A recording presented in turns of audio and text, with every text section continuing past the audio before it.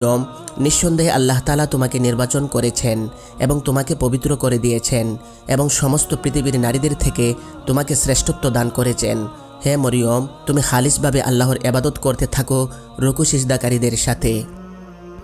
আসলে হজরত মরিয়ম আলাইহিস সালামকে যেই কারণে নির্বাচন করা হয়েছিল তার বাস্তবায়ন তখনও বাকি ছিল। তিনি দিনরাত আল্লাহ তাআলার ইবাদত বন্দেগীতে মশগুল থাকতেন। এমনকি বনী ইসরাইলদের মধ্যে এটা প্রসিদ্ধ হয়ে গেল যে মরিয়ম আলাইহিস সালাম অত্যন্ত পরহেজগার, ইবাদত গুজার এবং পাক পবিত্রা নারী। ফলে সমস্ত মানুষেরা মরিয়ম আলাইহিস সালামকে অনেক শ্রদ্ধা করতেন। অতঃপর সেই সময়টি আসলো যখন হজরত জিবরিল আলাইহিস সালাম মরিয়ম আলাইহিস সালামের কাছে আগমন করল।